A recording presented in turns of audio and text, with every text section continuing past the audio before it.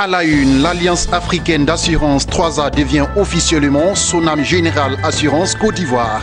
L'annonce a été faite ce mercredi à Abidjan au cours d'un point de presse.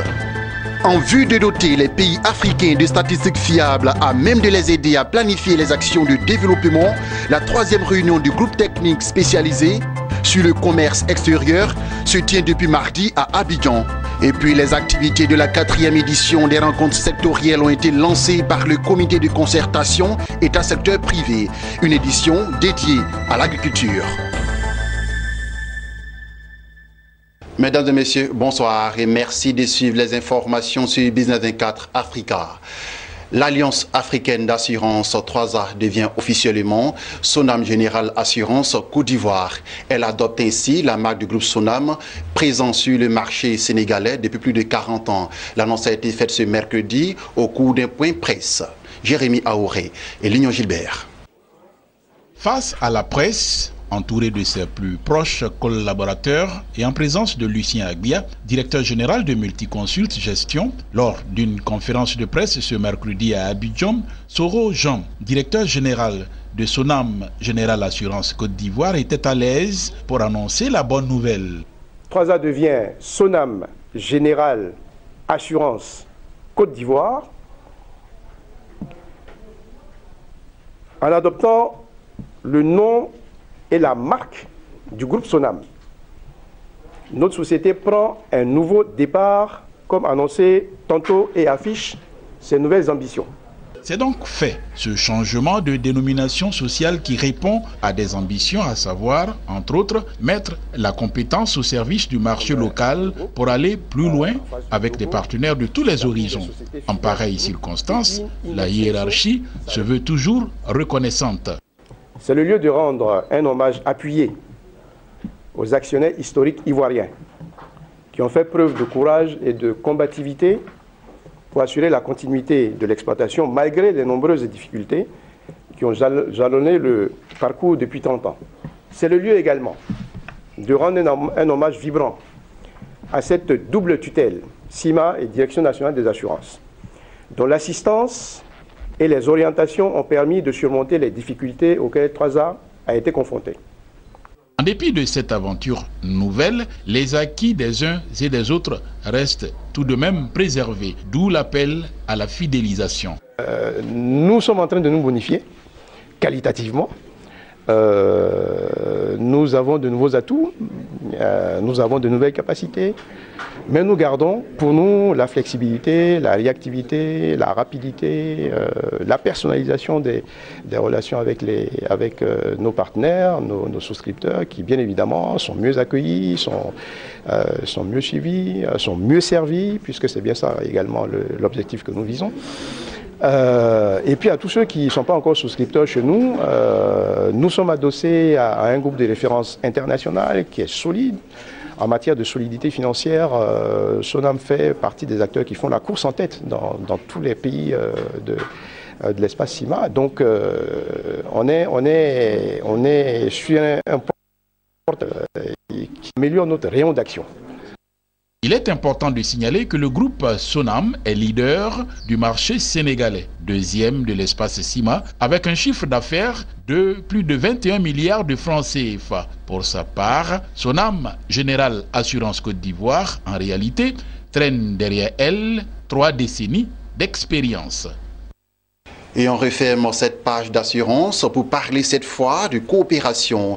La troisième réunion du groupe technique spécialisé sur le commerce extérieur s'est ouverte ce mardi à Abidjan. Pendant 4 jours, des experts en la matière vont travailler à la mise en place d'un cadre harmonisé pour la collecte des statistiques du commerce extérieur en Afrique. Cette réunion vise à doter les pays africains de statistiques fiables à même de les aider à planifier les actions de développement. Lawani Babatunde et Kra Augustin.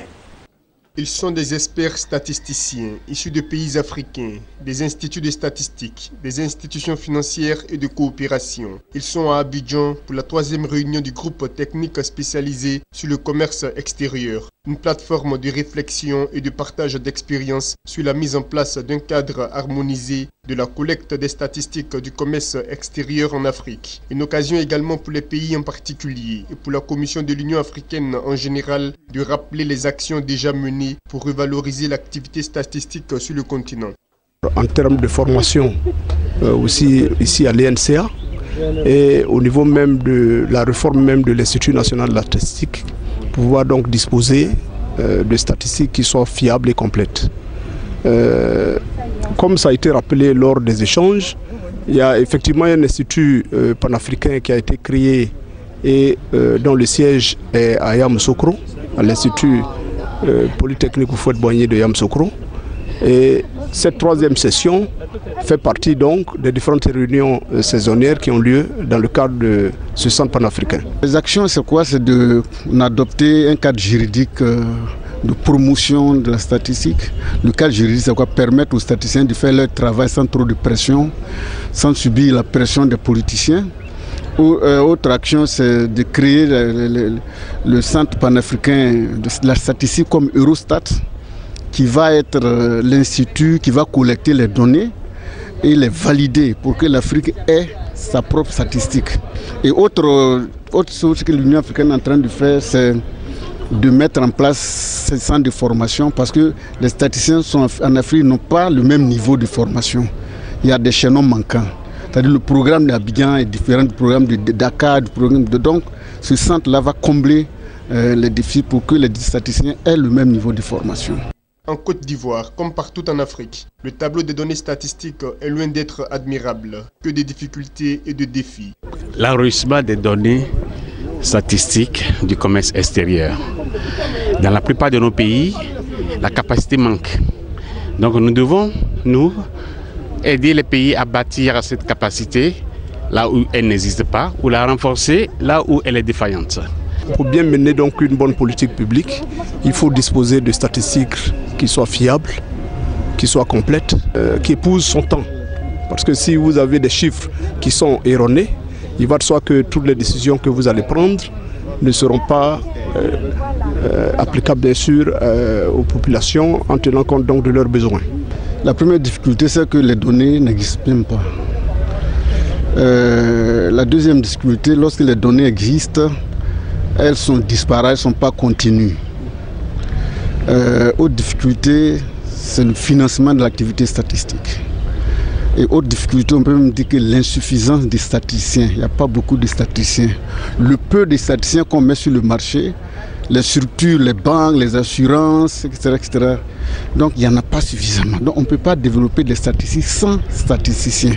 La statistique en tant qu'outil de planification et d'aide à la décision semble indispensable pour les pays africains, des pays qui pour la plupart aspirent au développement dans les années futures. La disponibilité de données fiables et à jour s'avère donc nécessaire. Ce mardi à Abidjan, les activités du comité scientifique de la 4e édition des rencontres sectorielles ont été lancées par le comité de concertation État-secteur privé. Cette édition dédiée à l'agriculture permet d'apporter des réponses aux préoccupations des acteurs du monde agricole vis-à-vis de l'administration publique. Mon désir Nascimento Odifini pour plus de détails. Le secteur agricole était au centre de la 4e édition des rencontres sectorielles État-secteur privé. Présent à la rencontre, le ministère de l'Agriculture a invité les acteurs à prendre en compte certains défis du secteur agricole. Il s'agit notamment de la sécurisation foncière, de l'organisation de la professionnalisation des acteurs, des infrastructures de maîtrise de l'eau. La meilleure façon de moderniser l'agriculture, c'est d'organiser ces acteurs qui sont dans les différentes filières, d'abord qui mutualisent leurs efforts, et qu'on en fasse des vrais professionnels. Parce que pour l'instant, nous avons des acteurs qui ont besoin de renforcement des capacités. D'abord pour comprendre l'intérêt de se mettre ensemble et ensuite l'intérêt de comprendre ce qu'ils exécutent de façon à pouvoir véritablement concevoir des plans d'action qui leur permettent d'évoluer. Alors le troisième défi, il s'agit tout simplement pour nous d'avoir des infrastructures de maîtrise de l'eau. Parce que tant que l'eau n'est pas maîtrisée, et que nous devons être assujettis aux caprices de la nature. Et comme tout le monde sait qu'avec les changements climatiques, aucune saison maintenant n'est maîtrisable. Évidemment, ça rend aléatoire l'investissement. Au nom du ministère de l'Agriculture, Coulibaly Siaka Minaya a reconnu que pour relever ces défis, la collaboration entre l'État et le secteur privé est incontournable. La secrétaire exécutive du comité de concertation État-secteur privé a souligné l'objectif poursuivi à travers l'initiation qui s'inscrit dans le contexte global du renforcement du dialogue public-privé pour un partenariat dynamique au service de l'économie. Mariam Fatiga Fofana a profité pour inviter le secteur privé à s'approprier totalement le programme national d'investissement agricole, le PNIA 2015-2020. L'objectif que nous poursuivons à travers l'initiation de cette activité s'inscrit dans le contexte global du renforcement du dialogue public-privé pour un partenariat dynamique au service de notre économie. En effet, le plan national de développement qui définit le cadre de l'action de l'État dans notre cheminement vers l'émergence met un point d'honneur sur la transformation structurelle de notre économie avec en ligne de mire la transformation de nos matières premières agricoles. Pour aboutir à l'effectivité de cette ambition, le ministère en charge de l'agriculture a élaboré le programme national d'investissement 2010-2015 PNIA en synergie avec le PND, avec pour objectif un investissement attendu de l'ordre de 4 000 milliards. Pour rappel, les 3 dernières éditions des rencontres sectorielles étaient respectivement dédiées au secteur du tourisme, du pétrole, de l'énergie et de la construction. Le comité de concertation entre l'État et le secteur privé, CCESP, est une instance de conciliation et de médiation qui a pour mission principale de veiller à la bonne qualité des relations qui lient l'État au secteur privé. Et nous terminons cette édition par cette information. Sur la période 2017-2019, la Banque africaine de développement BAD s'est engagée à accompagner le plan de relance de l'économie gabonaise à travers un appui budgétaire de 900 milliards de francs CFA. Cette somme, dont la première tranche de 131 milliards de francs CFA a été décaissée au mois de mars, sera étalée sur les 3 ans que dure la mise en œuvre du plan de relance. L'emploi des fonds fera l'objet d'évaluation permanente des équipes de l'institution financière panafricaine engagée aux côtés du Fonds monétaire international et de la Banque mondiale pour donner un coup de fouet à la croissance économique du Gabon. Voilà, c'est la fin de ce temps d'information. J'ai été très ravi de vous l'avoir présenté. Je vous donne rendez-vous jeudi 21h pour un nouveau journal. Restez sur la chaîne de l'économie.